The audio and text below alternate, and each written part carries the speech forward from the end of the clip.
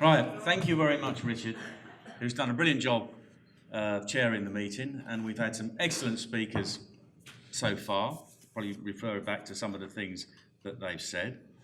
Thank you very much to the people who've organised this meeting. Michael Hopper, I think, is one of those key people that's helped this happen tonight.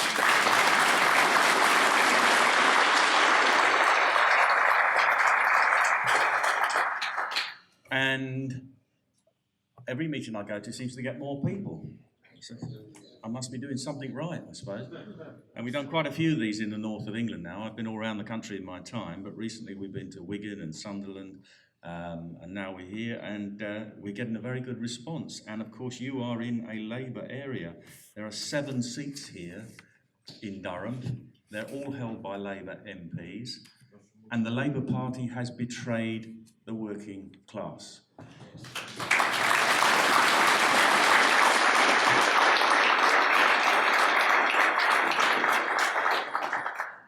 Never more so obviously than over the referendum result.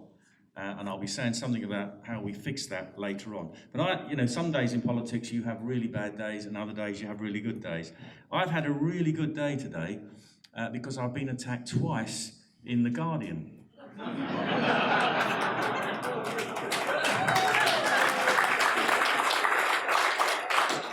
And once in the newspaper, front page news this morning, and again on their website. And I got up this morning, went downstairs, my wife said, "Oh, you're on the front page of The Guardian." I said, "Really?"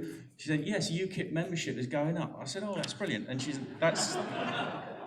said, "That's because you're far right and an extremist." Am I really? And of course, that's the story in The Guardian. And there's only one fact in that story, and that fact is that membership is going up.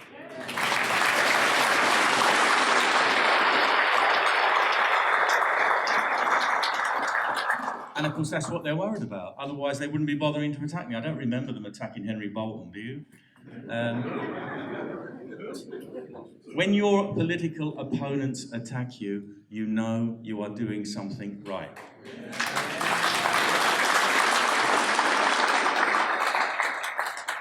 And of course, they are our political opponents because the media now is not impartial. Neither the broadcast media, and the press has never been, of course, but now the broadcast media isn't impartial or fair either. And I get attacked from both sides because recently, you may have seen, the Daily Mail did a bit of a hit job on me. It was a bit of a damn squib because they couldn't really find anything very much, except of course I'm far right, as you well know. But they went all the way up to about 200 miles north of Manila in the Philippines. They sent a reporter and an assistant to interrogate my wife's family to try and find out something about us that they could put in their revolting newspaper. Well, they couldn't find anything. It was all quite boring. I spoke to my brother-in-law, who I haven't seen for about 20 years, and they couldn't find anything interesting to write except the usual political attacks. So I get it from the right-wing press, who support the Tory party, and I'm getting it from the left-wing press, The Guardian, that supports the Labour Party. There isn't a UKIP newspaper anymore, I'm afraid. The Daily Express no longer supports us. It's been bought out by Trinity Mirror, and although they sell the product, they talk about Brexit, etc., they don't really believe it anymore, and they're certainly not going to give UKIP any house room. So that's the difficult situation we're in. What do I want to talk about tonight? Well, I want to say something about Brexit, where we are, about the country where we are, and where UKIP is and where it's going. So I'm sure you want me to tell you what's going on in Brexit, about Brexit, don't you? Well, as soon as I find out, I'll let you know. I did write a little book. It's not because I'm psychic or anything, but before we had the referendum, back in 2014, the referendum was promised by David Cameron. Or it looked like there might be a referendum. He did promise one, I think, as early as 2014, because of the UKIP electoral threat, of course.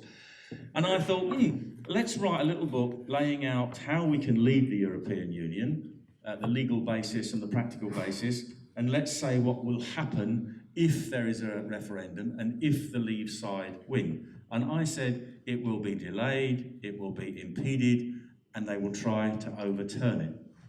Well, they've certainly delayed it, they've certainly impeded it, And we're now in the final phase of the overturning part, when they intend not to deliver it at all. What did they do? Well, for the first few months, they didn't do anything. It was only in the following March, from the previous June, that they actually sent the minister off and activated Article 50. Well, I'm not in favour of Article 50 anyway, but it took them, 8 months or something before they actually did it, and they could have done it with an email the day after the referendum. But off David Davis went, told the EU that we were going to leave, and it took months and months before anything happened at all. And as you're well aware, he was the first Brexit secretary to resign. We've had Dominic Raab resign. I've lost count of how many of them have resigned, if you can remember. Why are they resigning? Because they know that Mrs May had no intention whatsoever of actually delivering a proper exit from the European Union. And what has she come up with? Well, she's got the withdrawal agreement, and this whole process, by the way, over the last 2 years and 8 months has been founded on entirely false arguments. And of course, the chief ones are, of course, that you can't trade with the European Union unless you have a trade deal, complete nonsense. And of course, this whole constructed problem of the Irish border. Well, there isn't a problem. You have two sovereign nations, allegedly, Britain and the Republic of Ireland, who want to trade with each other, who have free access across the border, and there's no reason at all why that can continue if those two countries wanted it to continue, and they can both tell the European Union where to get off if it tries to put up any impediments. But of course we haven't seen that because Mrs May doesn't want us to leave, and the Irish Prime Minister doesn't want us to leave. So we've had to endure this endless nonsense on the mainstream media year after year now. By the way, let me ask you a question. How many people now watch less TV news and mainstream media news than they did 2.5 years ago? Yeah, I can't watch it myself anymore either. And that is a very, very high figure. I would say that's about 90% of you just answered that. And I ask that question now to every meeting I go to, and I'm getting the same response. But I think that's part of the process. I think you were intended to be stunned into indifference about what was happening. Of course, a lot of people are not indifferent, they're angry, but there might be a lot of people out there who just want the whole thing to go away. And that is what they're trying to instill into the general public. So what has Mrs May's withdrawal agreement provided for? Well, we still have to pay them a lot of money, 39 billion and more, hidden costs. We still have to obey EU law. We will still have the jurisdiction of the Court of Justice of the European Union, certainly for a few years. We can't enter into any independent trade policy. And if the EU agrees trade agreements with other countries, we will be obliged to lower our tariffs to those countries if that's what it says in that agreement. But those countries are under no obligation to lower their tariffs to us. So only Mrs May really could negotiate a withdrawal agreement, which is actually worse than being a member of the European Union in the first place. But there is a reason for that.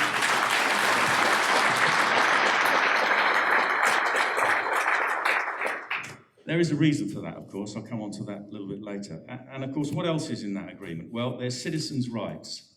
And we have guaranteed EU citizens' rights in our country, and we will get guaranteed rights in their country. But let me say something about that. I was in a committee last year. Has anyone here heard of Mr. Verhofstadt?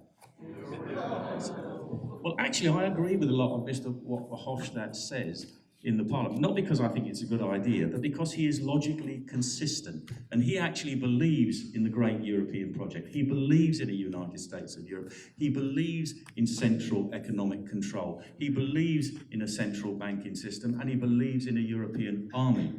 So when he gets up and talks, he is telling you what the European Union is all about, whereas the others pretend and lie.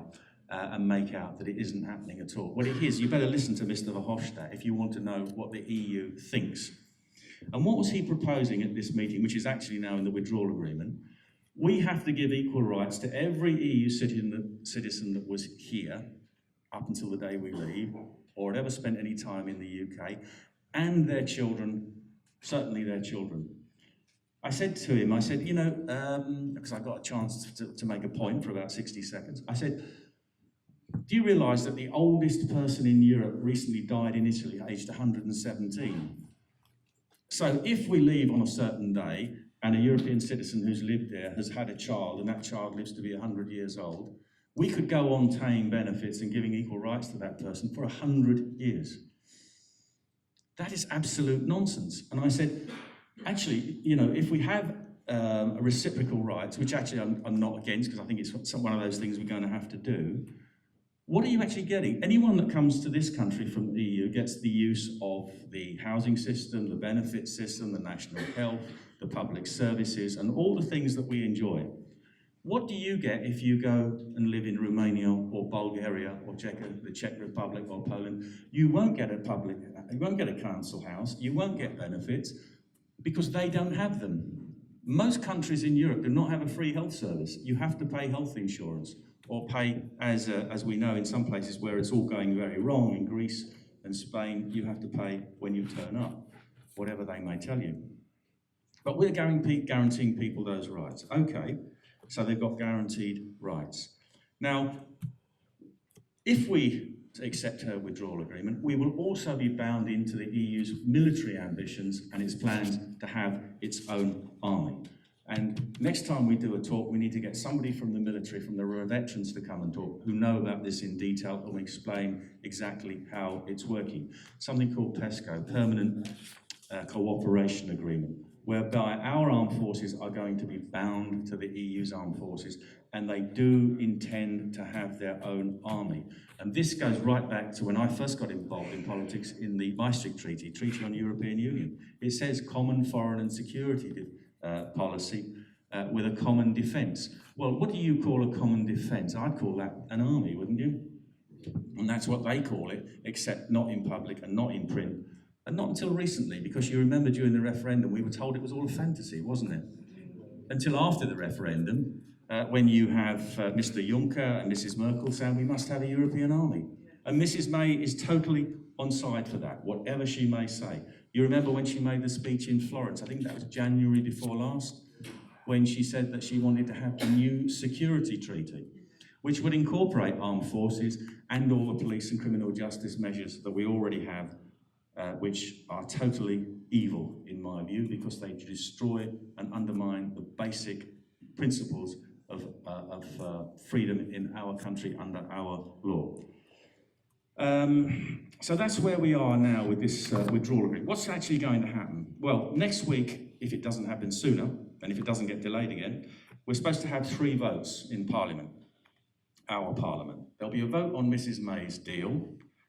That's probably going to get defeated. There'll be a vote on leaving with no deal, and that will probably get defeated. And then there'll be a vote to extend Article 50, which is likely to succeed. And what's going to happen then? Well, very likely, the other 27 members of the European Council, the countries of the EU, are going to vote to agree that that is extended. They will extend Article 50. And then what are they going to do? Well, Parliament has rejected Mrs. May's withdrawal agreement. Why did they reject it? Because it was so bad? No, they rejected it because it wasn't bad enough. Because a majority of our parliamentarians don't want to leave the European Union, neither in the House of Commons nor the House of Lords. So what she will do again is go off to Brussels, grovel once more, and ask for an even worse deal, and they'll probably give it to her. And politicians shouldn't make predictions, but I'm willing to have a go, since I've got a pretty good track record so far, so I'll risk it. I think that what she'll come back with is the withdrawal agreement, plus no guarantees on the so-called Irish backstop, and inclusion in the customs union. And then you might as well have not left. And what will happen then? Well, you've heard it said, I'm sure, if we don't leave on the 29th of March, what happens about the MEPs? Should we have another European election? Well, I think they'll avoid that at all costs, because when they talk about a second referendum, they'll fix the question, of course, but what they don't want is another European European parliamentary elections, because they know what will happen, which was UKIP will top the poll again with an even bigger vote, a bigger proportion of the vote, and more MEPs than we had last time. So that's one thing that they want to avoid. How can they avoid that? They could allow us actually to remain in place till the middle of July, because that's actually when our terms end anyway in the normal course of events. That means the public wouldn't get a vote, and they can bring forward this appalling withdrawal agreement, which I'm predicting, which we may then adopt in Parliament, or they could say, well, we still need more time, so let's extend Article 50 even longer, for 6 months or a year or 2 years, or they could keep on extending it and do what I prophesied in my book, which is you get to the next general election and then you would have both of the old parties, Tory and Labour, saying, well, you know, we shouldn't have left anyway, it's all a totally bad idea, let's go back in. This is what I fear, that what this whole charade has been about is if they can possibly stop us leaving, or if not, and we leave in name only, they prepare the way for taking us back in very easily. Because if you look at the process, what they've ended up with is what other countries have when they're trying to join the European Union. They gradually accept more and more power from the European Union under agreements until they're ready to actually formally join. And that is what I fear is going to happen. But it would never be too late to leave. If we had had a patriotic Prime Minister and a patriotic government in power on the 24th of June 2016, this is how they would have left. And they know this as well as I do. It's not rocket science. You would have repealed the 1972 European Communities Act as a first step in the process. We would have left under our law, not their law. And then the Prime Minister or her ambassador would have gone to the EU the next day and said, don't worry, it won't be chaos because all of your law, EU-derived law, remains in place. It has to, because it's all been incorporated as acts of parliament or regulations, and there are thousands upon thousands. I think there's something like 19,000 directives alone. If you added up every jot and tittle, it comes to about 170,000 bits of legislation. And that I got that figure a long time ago from the European Parliament Library, so it's even bigger now than it was the last time I looked it up. You can't repeal that all in 5 minutes or 2 years. It's going to take a long process. So what would you do? You'd say, we are going to start repealing and amending that legislation in accordance with our priorities and our timescales. And we'll kick off with the big one, trade. You can have continued tariff-free trade under the current terms, or you can have WTO terms. You've got a week to think about it. We'll come back and you can let us know what you're going to do. Because it's their decision anyway, it's not ours. They have to agree or not agree. And what are they going to do? You've heard it all before, the German car makers, the French wine growers, etc. They're all going to be saying, we need to continue on the same terms, and the Commission would be forced to actually accept that deal, which would actually be much better for them than it would for us. But we would write into that agreement saying that we are now free to pursue our own trade agreements with the rest of the world if we want to. And you don't need trade agreements in order to trade with people. It's countries that trade together. And trade agreements are an option, and we don't always need them. Sometimes it's better not to have them, depending on the terms that the other country wants to put into their trade agreement, because most of the tariffs now, financial tariffs, are quite low. The WTO has seen to that during the course of the last 40 years. What you have to be aware of now is the non-tariff barriers to trade and things that other countries might have to ask you to sign up to. For example, there's all this controversy about the Americans' meat filled with hormones that people don't want to eat. Well, that's a fair point, and that is something that you have to take into account. And I bumped into the trade ambassador for Singapore recently in the coffee bar in Strasbourg, and I had a coffee with him, and I said, by the way, I said, what is your attitude to the trade agreement that you've got with the EU? Because I think they're just about to sign one. If we left, could we have the same agreement? And he said, yes, of course you could. Our Prime Minister has already said that. We would just roll it over to you. And I said, that's interesting, because that's exactly what the Colombian president said shortly after the referendum when he was interviewed on BBC News. There are about 50-odd trade agreements with the EU, which could easily just be novated over so that they apply to the UK as a sovereign, national, independent country after we leave the EU, if that's what we wanted to do. But again, it's one of these false arguments that's been put up that all of this is terribly difficult. Our political class are not going to do what I've just described and leave the EU on that basis. Oh, and by the way, there's all that other legislation you could you could repeal it or amend it over the course of time, depending on how important it was. I always remember once we sat in the European Parliament and voted on a directive on the uniform height of brake lights on farm vehicles. And it's always stuck in my memory, that one. That might be something you think we won't bother about that for a few years or never because we've got more important things to do and it's not causing a problem, so we'll forget about it.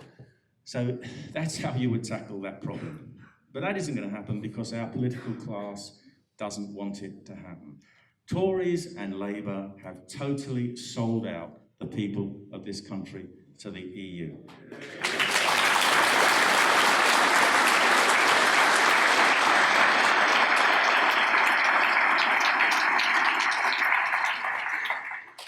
For some reason best known to themselves, they want to be ruled and governed by a foreign power under a foreign flag, and that is the European Union. And the big mystery in this is Comrade Corbyn, because me and him only had one thing in common over the last 40 years or more, and that was opposition to membership of the European Union. And his arguments would be the same as UKIP's basically, which is that it's undemocratic, it's anti-democratic, and it damages the economic interests of working people, especially those at the bottom end of the economic scale. And you can see videos of him saying this on YouTube, I'm sure you have. Exactly those points. And he was absolutely right, but now he's changed his tune. And the reason he's changed his tune is because he now runs a party where it's got about 500,000 members or followers, I believe, and half of them want to stay in. And he has to worry about those people. I wonder if there's a kind of sophisticated Marxist-Leninist plan behind this, so that if he gets into power, he'll then turn around and say, well, actually, we now can't do any of the things that I want to do, like renationalise the utility companies, which actually I don't think is a bad idea if you could afford it, but that's another story. But he'll turn around and say, we can't do that under the EU competition directive, and there's all other things that we can't do. Is he that clever? Is he really doing that? I don't know. I certainly don't want to take a risk on it, because the last thing I would like to see is Jeremy Corbyn in power. But to all intents and purposes, as far as we know, Labour Party, Tory Party, it's not even worth mentioning the Lib Dems, is it? We know where they stand. They don't mind who governs them, so long as they don't have to do it themselves.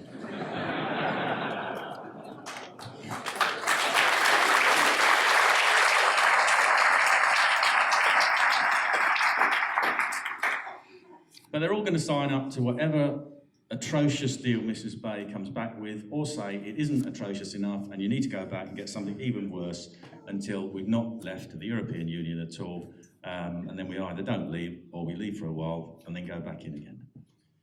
46 years of membership of the European Union has rotted the soul of the political class in this country.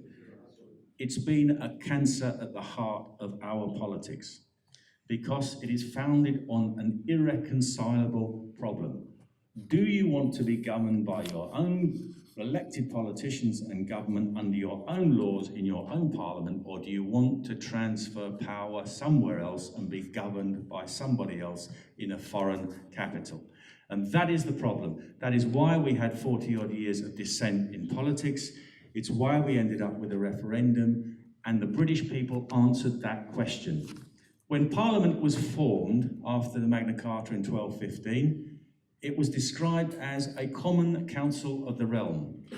Now, the first parliaments didn't meet properly till about 1220s. The first proper parliament with Commons and Lords was 1265. And what were they there for? They were there to represent everybody. Now, of course, it wasn't democratic. Nobody's pretending it was.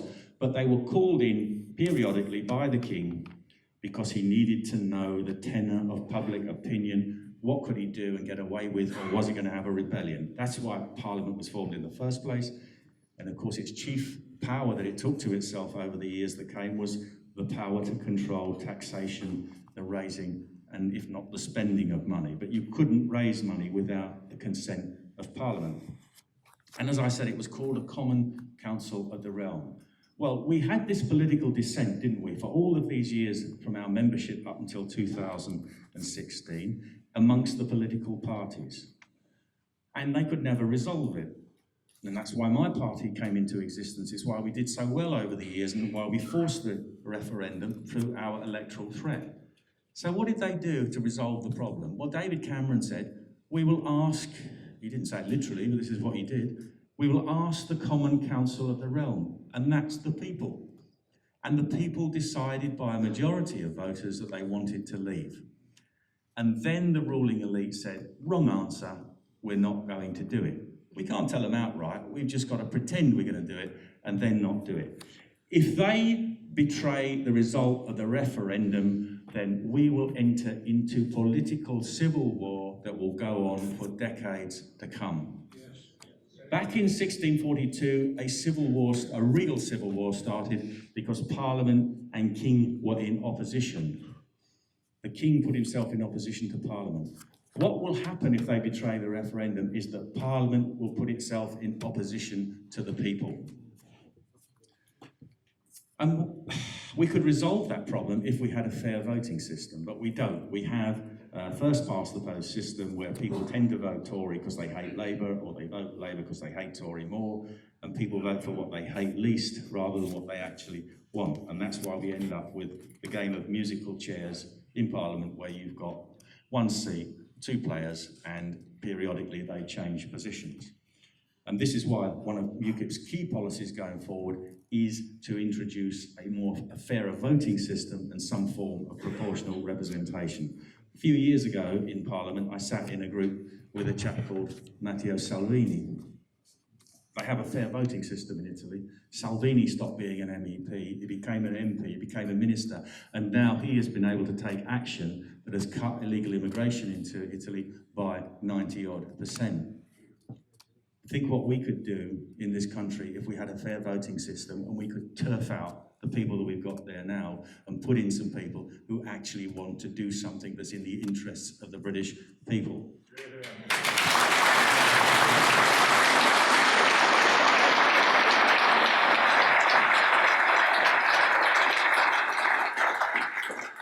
And why have we got this? It's, if you try and think about why things are the way we are, what we've got now is a kind of unholy alliance between international big business and international corporations and the far left. And their interests converge for a while anyway. They both want centralised lawmaking from a supranational level that can give them the things they want. Big business wants to be able to lobby the European Union to get the kind of laws that it wants that will help them and put their smaller competitors out of business. The ideological left want open borders. They want mass uncontrolled immigration because they don't believe in the nation state and they want to destroy national loyalty, national identity. And big business wants uncontrolled immigration and open borders because they want cheap labour. They want a never-ending supply of cheap labour. So at the moment, their interests coincide and complement each other. But I don't think that's going to go on forever. And this is probably the single issue that made people realise that we're no longer in control of our political destiny, was the effect of mass immigration. And this is why you're seeing so much unrest across Europe now, in France and other countries. For two reasons, I think, especially in France. They are overtaxed and they have too much immigration. And you've seen now they've been out on the streets. You won't have seen it very much on the BBC or ITV or Channel 4, you might see the occasional report, but they've been out every weekend, not just in Paris, but up and down France, in towns and villages for the last 18 weeks, I believe. The yellow jackets, that's right. Now, if you think you've seen something bad so far, you ain't seen anything yet. Because back in December, again, you won't have seen this on the BBC or Channel 4 or Sky or ITV. Mrs May signed up to something called the UN Global Compact on Managed Migration. And what that means, what that's going to do is basically, essentially, to make illegal immigration legal. They are going to make it much easier for migrants to come. They are going to make it much more difficult to send illegal migrants back where they came from. And they are going to criminalise dissent through so-called hate speech laws and xenophobia laws, so that if people have the temerity to actually object to what's going on, they will be criminalised. And what is this mass immigration been about? Now, my party is not opposed to immigration. I'm not opposed to immigration, and never have been. I married one 31 years ago, and we're still together.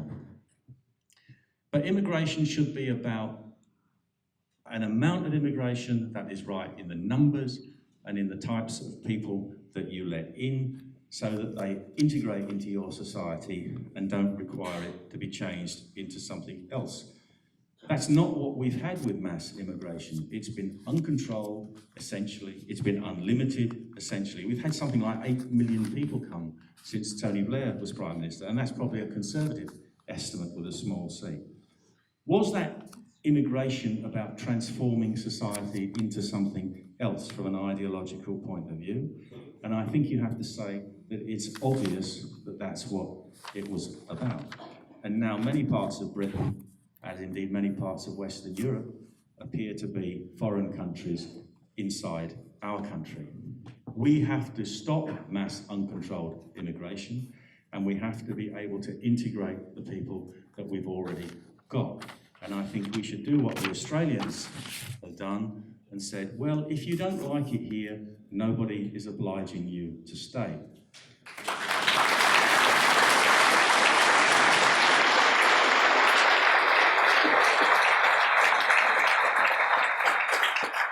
But if you want to live under our laws and our culture and integrate, then you're welcome, and it doesn't matter what colour you are or where you came from. And I think every reasonable person would agree with that.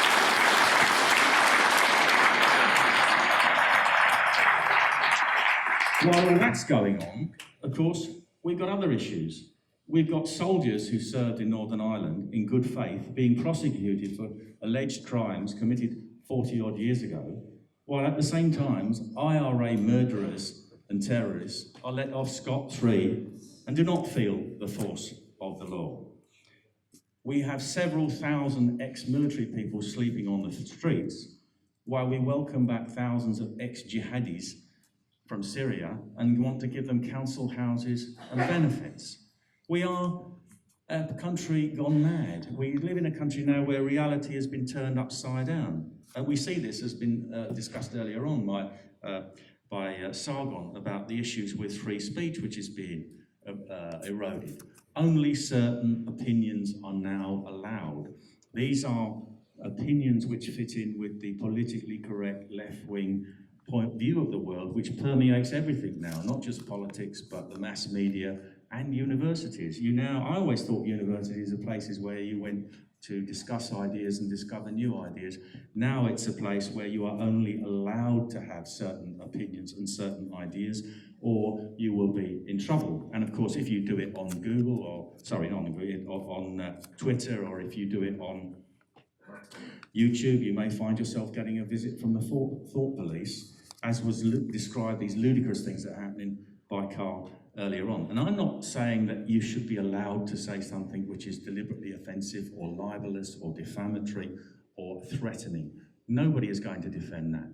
But now if you say certain things, for example, if you were to suggest that women don't have penises, you might get a visit from the thought police. I believe some people have. And as George Orwell said, during times of universal deceit, telling the truth becomes a revolutionary act. Well, now, anybody who has the nerve to stand up and speak the simple truth in the terms that they believe it is now a revolutionary. And 1984 was meant to be a novel. It wasn't meant to be an instruction manual.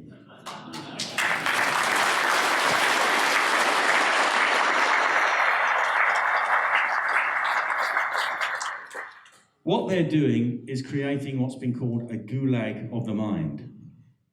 The old crude way to do it in Soviet Russia or communist China was to create a real gulag where people disagreed and said the wrong things. You sent them off to a camp miles away in the deserts or in Siberia where they were forced to be re-educated if they were lucky enough to survive.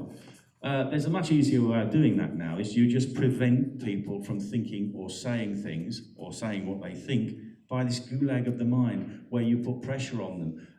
Then you're not allowed to say certain things. You will be deplatformed if you say certain things. You won't be reported in the mass media if you're a politician and you say certain things, and you might actually get a visit from the real police, and you might actually find yourself in prison if you go too far.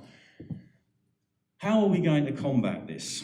And then I'd like to come on, what is UKIP doing now? Where is UKIP? Well, Richard was very kind about how we'd survived the last 12 months. And when I took over as leader, I wasn't sure that we would, quite frankly. I inherited an appalling situation. We were on the verge of collapse, and I'm not sure I will ever decide whether it was sheer incompetence or sabotage, but either way it doesn't matter because we were about to collapse. Anyway, I didn't save the party. The members of UKIP saved the party because I gave them the opportunity to do so. I gave them the opportunity to raise the money to get us out of the financial hole that we're in, and they did that. And I've taken some fairly basic decisions about how to run the party, which is now why the membership is going up. The Guardian's quite right. Why the amount of money is going up that's coming in is going up, and why we're able to raise money for elections. There's a long way to go yet, but we're not there yet. But at least we're in the right directions. And we're being attacked, as I said, because they fear us. Now, what did they do? I'll just quickly go over about a couple of things. In our conference, which I think was the most successful conference that we ever had back in last September, we published a manifesto. We published that manifesto, and which has got, I believe, lots of sensible policies in it. I kept it down to about 20 pages. We want to control immigration. We want proper housing policies so that our own people are given preference for housing and we build the right type of housing for them. We want to look after our defence and security sector. We want to look after veterans. And all kinds of things. Police and criminal justice. We'd actually like to see criminals prosecuted and punished properly. And we are going to get rid of the BBC licensing. Thank you for reminding me.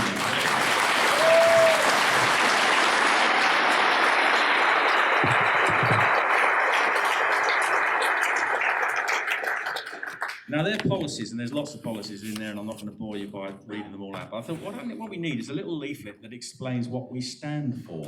So when we get called far right and extremist, and that's probably the nicer things that they say about us, and you want to give something to a friend or an acquaintance, that's what we stand for in this little leaflet. And I'll give you a quick run through. It's called a statement of principles. We are a patriotic party. We believe in our country. We want our country to be the free and democratic and prosperous place that it should be and it could be. And there are three things. We stand for democracy: national democracy, political democracy, economic democracy. What does that mean? National democracy. It was Abraham Lincoln that gave the best definition of democracy. Government of the people, by the people, for the people. And what we've had under rule by the European Union is government of the people, for the EU, by the EU. And that isn't democratic in anybody's book. You can't be a democratic country unless you govern your own affairs, and the government that you elect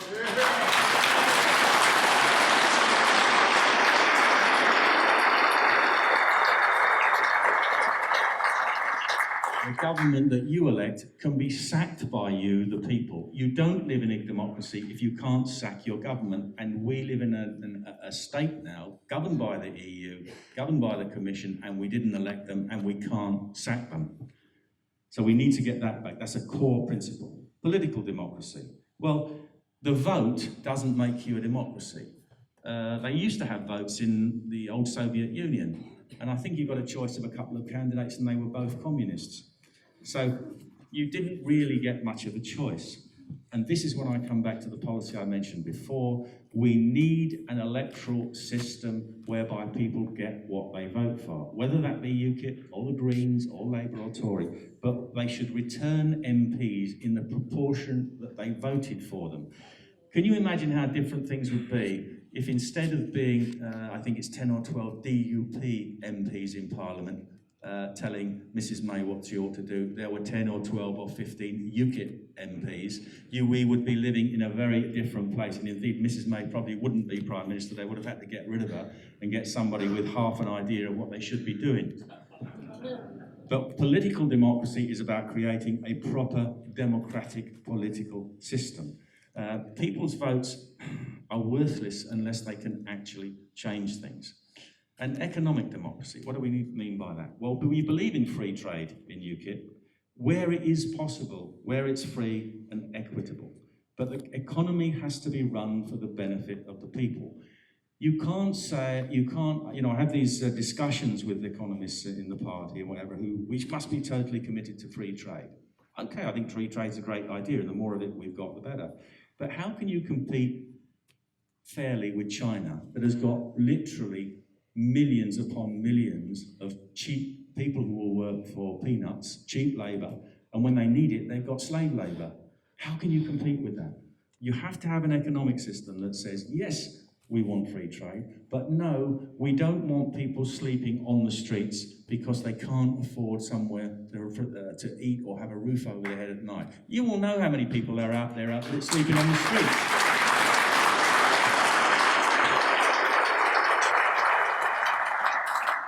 We see them every day, and there's more and more of them. Well, what kind of a society says it's okay to have a group of people sitting in a restaurant enjoying themselves while 150, 20 yards away, you've got people sleeping in cardboard boxes because they haven't got a hope in hell of actually being able to get a roof over their head? Especially veterans. Yes. Yeah.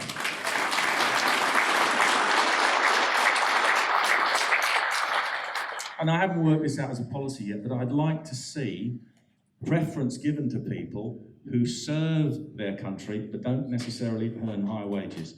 People like veterans, fire service, police, teachers, nurses.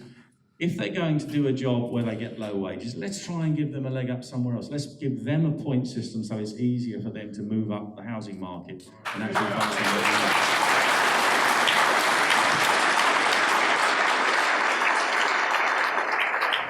And the last bit, what I've said is UKIP is libertarian and traditionalist. I hope they're not contradictory. I don't think so. Libertarianism is defined as believing in freedom of thought and action so long as it doesn't harm anybody else. And traditionalism is supporting established customs and belief.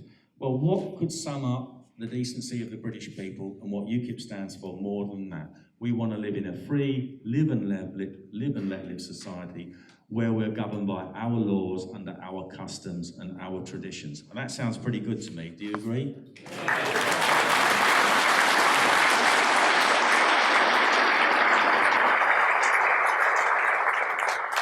Right, I've gone on quite a long time. I need to wrap up.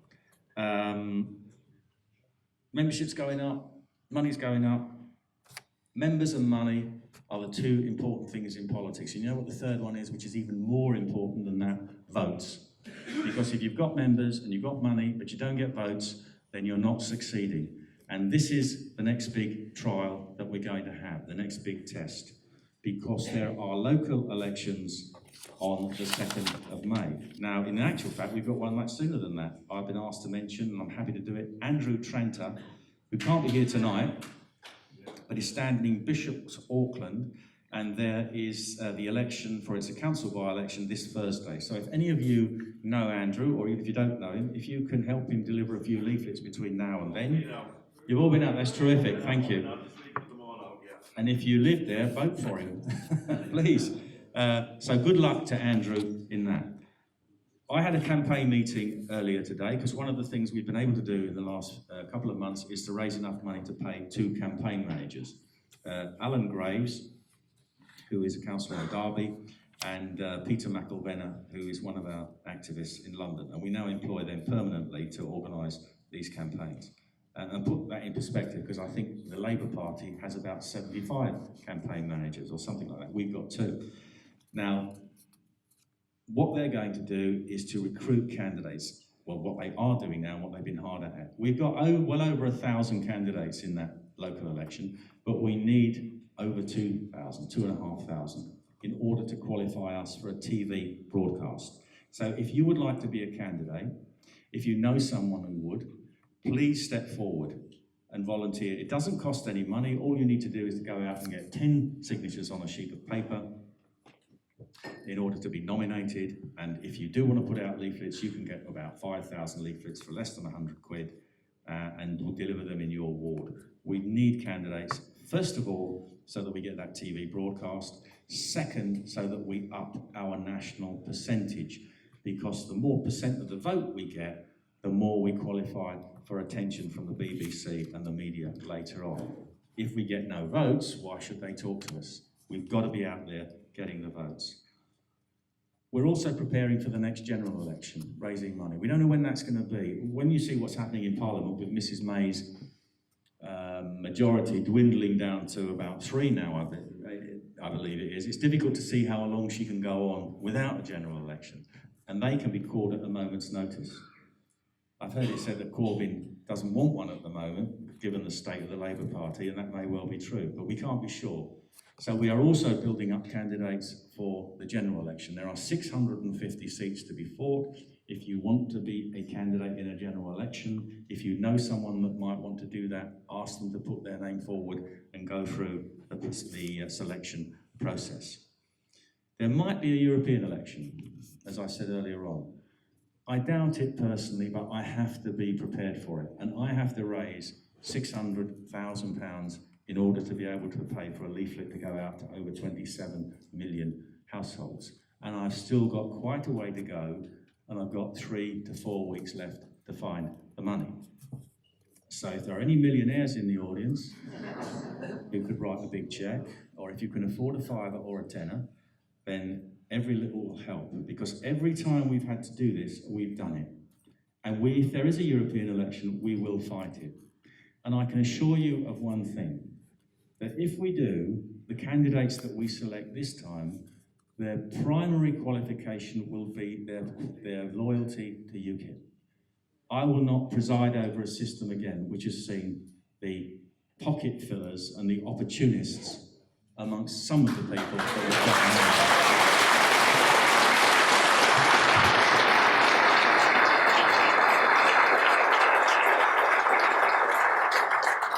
Politics can bring out the best and the worst in people. And I have seen over the years people who can't afford it give me £5 and £10 to fight for elections. I've given people who think of me, or given UKIP, bigger checks than that.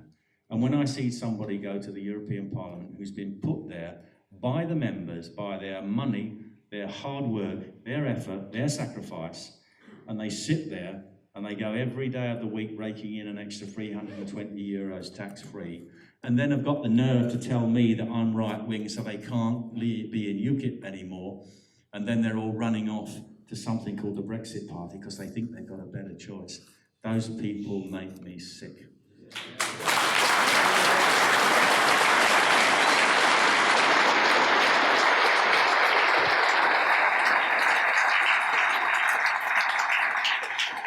So if we do fight the next European election, top of the list of qualifications will be loyalty in the party, and then the ability to do the job. And all that requires is the ability to think in a straight line and speak properly. So I'm going to close now. It's been a very, very busy 13 or 12 months, now nearly 13 months since I took over as UKIP. I wasn't sure that we can save it. Not only have we saved it, but it's grown stronger and it's thriving. We are now going to face the next big test, which is votes. It's not my party, it's not my struggle, it's yours, because it's your party and it's your country. All I'm doing is giving you an opportunity to do what needs to be done. So if you want to live in a free country that isn't governed by the EU, if you want to live in a country where you can speak your mind without fear of arrest, then you better do something about it. Thank you.